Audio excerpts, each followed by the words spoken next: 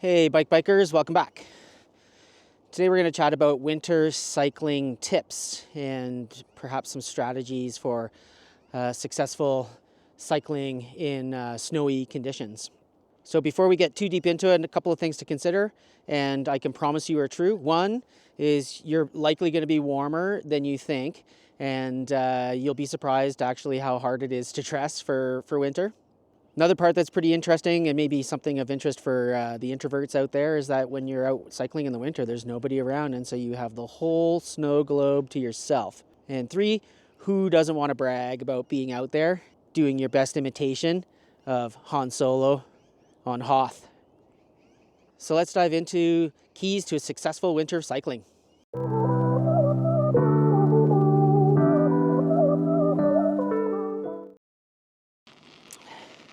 So maybe this is the year where you have decided that you're going to give winter cycling a shot. Now, winter cycling videos are all over the YouTubes, and before you dive too deep into most of them, my suggestion would be to evaluate what your winter actually looks and feels like. You know, winter in the UK or winter in California is not winter in North America. My part of North America at least. And so for the purposes of our video, we're talking about pretty northern climates, like here in Calgary, where we do get cold temperatures and we do get snow. So the first thing that you're going to want to do is to prepare your bicycle.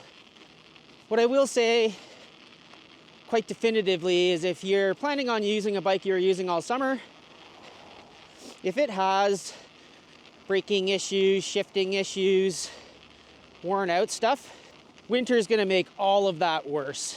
So if you are experiencing some issues with your bike, best bet would be to service it, clean it up. If you're going to do that service yourself,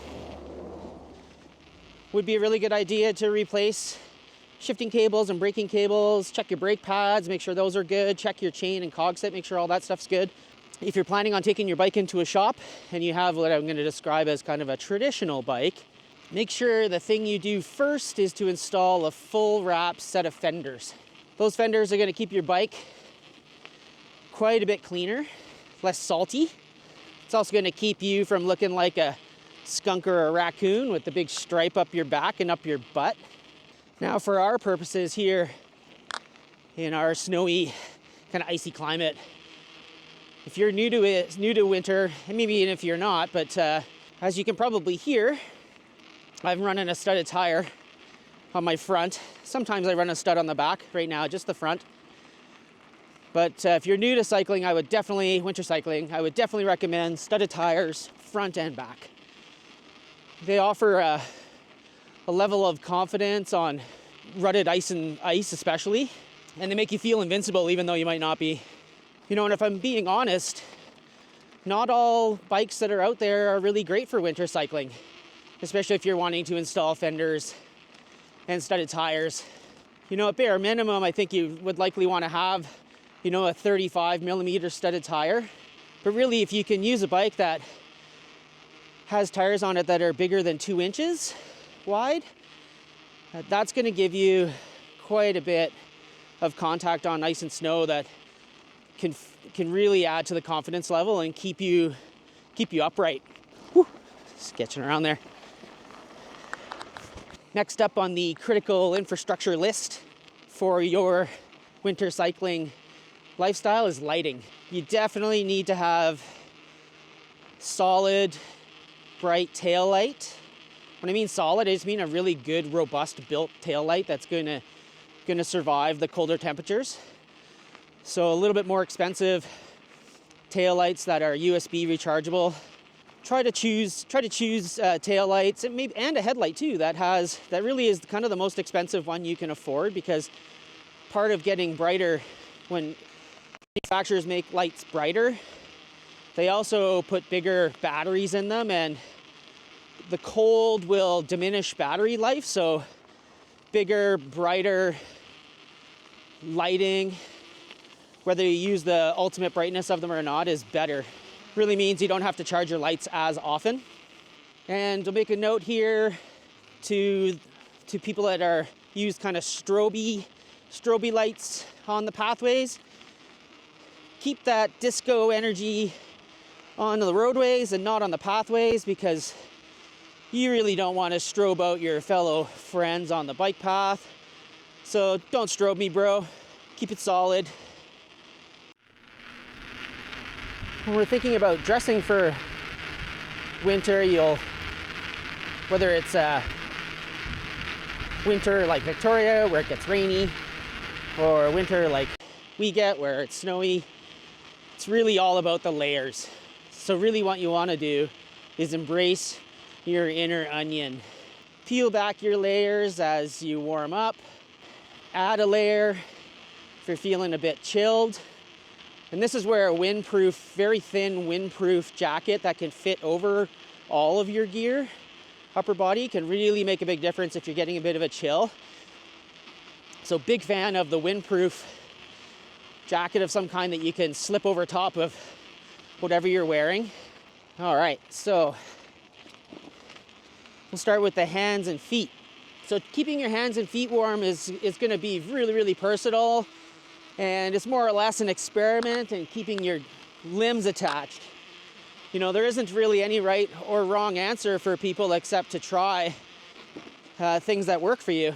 In my case, for commuting, pogies, which are on my bike now and you've seen probably in a previous video, pogies are the bomb. You know, there's different versions that will fit on different kinds of bikes, whether you have a kind of mountain bike style bike or a road bike or cargo bike. Definitely invest in the pogies because it allows you to wear a much thinner glove and keep your hands really, really warm and allow you to maintain better control of your bike than big kind of bulky gloves. So I mean, the gloves I'm wearing today would be my most favorite gloves, made for me by one of my clients. And so these little mitts inside my pogies right now are toasty, happy, warm. As far as footwear goes, what I found, I've got two specific sets of winter boots. One of them is a pair of Vans MTE winter boots, which would be kind of like around freezing, maybe down to about -10. I can wear those. I bought them a size bigger so I can wear a big poofy sock in there, and that works great. Today I'm actually wearing heavier boots that I really can't put on until it's about -15 because they're just too warm. And I am very comfortable, very toasty. And the same thing, I bought them with the ability to wear a big poofy sock and to keep that insulation happening. On my legs, more or less wearing a version of a fleece-lined trouser. These particular ones are made by Swerve. I don't think they actually make them anymore, sadly, but I've had this pair for probably 10 years maybe, and they're amazing. So experiment away. If your commute is longer, you might even want to bring an extra pair of gloves, either heavier or lighter, depending on the conditions you're working with. As far as the head goes, same kind of rule for me, where I have a helmet that is a size bigger than I would normally wear in the summer, so I can fit my toque under there. And I'm a big fan of the buff kind of neck warmers because you can pull them right up. Get them right up, nice and close. And they work really well if I'm wearing goggles, if it's snowing. If I had to choose one particular winter accessory that really kind of does it for me and I can't really go anywhere without it, it's definitely the buff. I have a few different weights, and same thing, you may want to actually bring an extra one in case you're out long and it gets sweaty. But the buff is your friend, it's definitely your bestie. For helmets, I know lots of people who maybe ski or snowboard will just use their ski or snowboard helmet, and that's gonna work great. Actually, they typically work well with goggles. They're insulated, so with a bit of venting, they fit great. So if you've got one of those, just slap that on your noggin and get out there and go shred the pathways. I know there's some people out there that are using ski helmets that would have the deployable visor that you can push up and down. You know, in that world, you really do get what you pay for, in the sense that the lower priced helmets that you might see at some mass market kind of places and some sort of generalists type retailers, you know, the lens quality is going to be kind of pooey and maybe not have really great lens optics. So if you're going to go that route, make sure you try those on, or at least try to find out if the lens quality is really good. For me, like in the daytime, like today, I don't need my glasses. I do need my glasses for seeing distance, but a day like today, it's really nice out. I don't need it. The light levels are great. But if it's snowing, sleety, kind of nasty, and in lower light levels, I need to wear my glasses. And so it took me a while, but I found a pair of goggles that fit over my glasses, and they're exceptionally comfortable. I can see really, really well. It's a clear lens and fits my glasses really nicely. The one thing I have to be careful of when I wear that setup is not to actually cover my face or my nose or my bridge area too much with anything else. Otherwise, I still get the fogging kind of happening. And fogging, if you wear glasses, honestly, if you have suggestions that are foolproof and work really well, please leave them in the comments below, because certainly an area that I've been struggling with for years and still haven't found the perfect setup. So now we'll chat a little bit about route planning. And really, it might even be the thing you have to start with first, depending on where you live. If you live in a community that doesn't really get very good snow clearing from your city, or you have to deal with lots of soft snow or maybe no clearing at all, you know, winter cycling might be something that's really tough to do. For me, I can get to work in the winter most days. I can get to my preferred grocery store most days.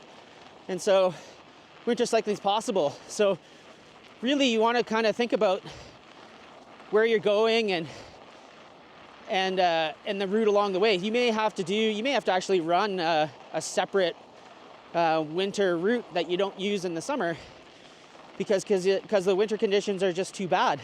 So make sure you kind of do that thought process and start figuring it out. You know, we're deep into winter now, so that might be a bit late to get at it. But if you're not sure and you live in Calgary and you can get to the pathway easy enough, give it a go. Now, speaking specifically to Calgary has a pathway clearing map where you can toggle different layers and see what's been cleared by who.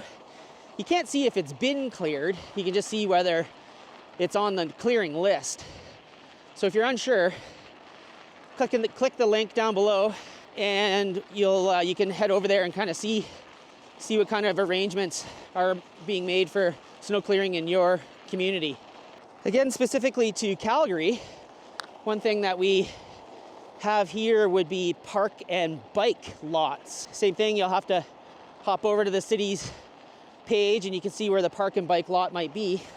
And maybe that lets you perhaps drive partially, get down to a parking lot, and then ride a bunch into your workplace. Dig into that. That might be useful for you. If you do have to ride the roads, might be worthwhile for you to brush up on your vehicular cycling techniques and strategy.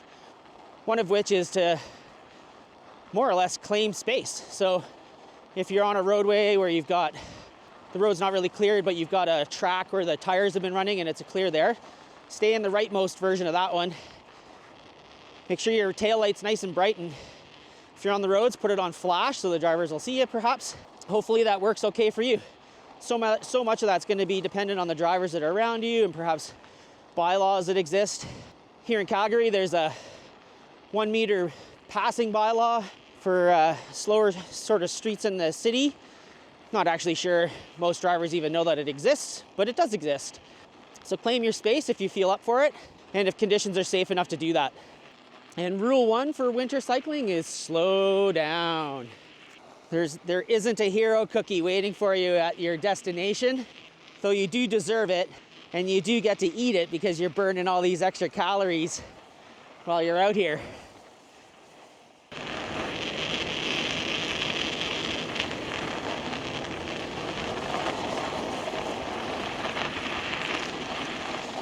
So there you have it. those are my basic winter cycling tips. Ultimately, you really got to create your own little petri dish and experiment.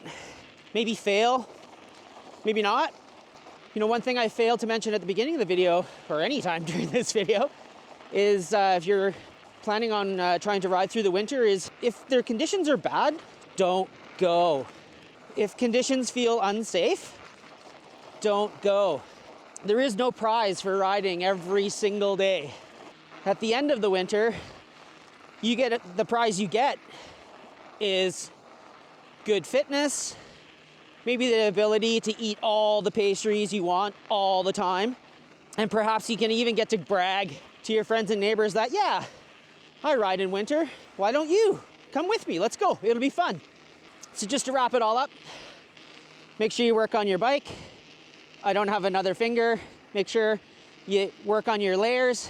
Still can't see my fingers. Make sure you think about your routing. Ding, ding. Make sure you have your lights on, especially if you're on the roads a lot. I know it may seem like kind of a silly thought, or maybe a little bit too abstract, but you know, sometimes it's okay to be a little bit uncomfortable, so long as you're not getting frostbite. That's kind of the rule I've always used when it comes to winter cycling is, yeah, it might be cold when I get home, but so long as I haven't damaged myself, I won. And so you can too. So I'd love to hear your winter cycling tips. Please leave some comments down below. I would also love to know what riding conditions are like in your town, in your city, and whether you ride at all. Till next time.